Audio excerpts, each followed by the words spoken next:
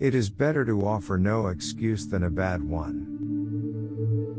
If freedom of speech is taken away, then dumb and silent we may be led, like sheep to the slaughter.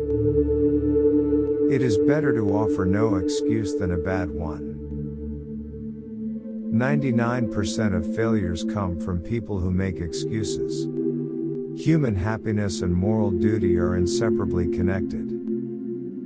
I hope I shall possess firmness and virtue enough to maintain what I consider the most enviable of all titles, the character of an honest man. There is nothing which can better deserve our patronage than the promotion of science and literature.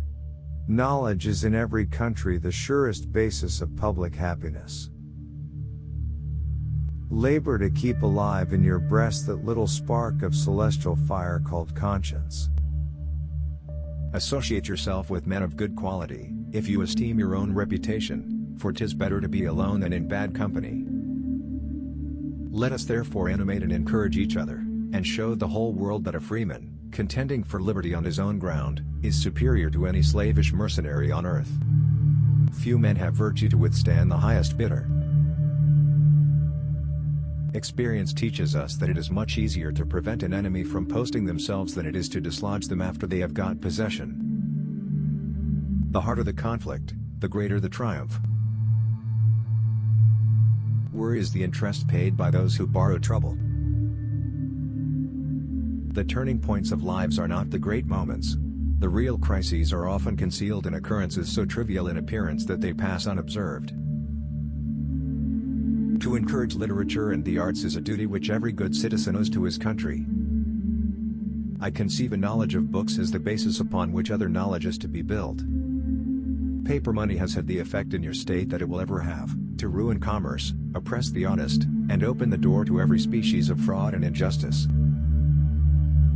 Where are our men of abilities? Why do they not come forth to save their country? Real men despise battle, but will never run from it. We must consult our means rather than our wishes. We must consult our means rather than our wishes.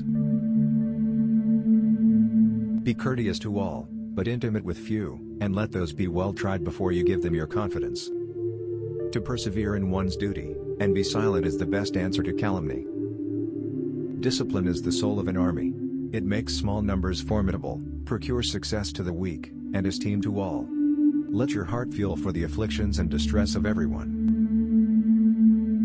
We should not look back unless it is to derive useful lessons from past errors, and for the purpose of profiting by dearly bought experience.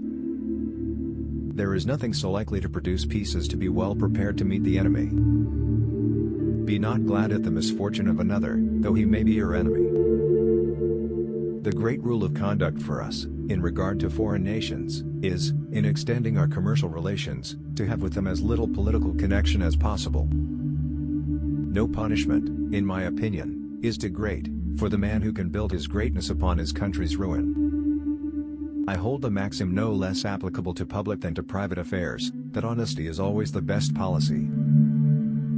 If to please the people, we offer what we ourselves disapprove, how can we afterwards defend our work? Let us raise a standard to which the wise and honest can repair. The rest is in the hands of God. Overgrown military establishments, which, under any form of government, are inauspicious to liberty, and which are to be regarded as particularly hostile to republican liberty. I'll die on my feet before I'll live on my knees.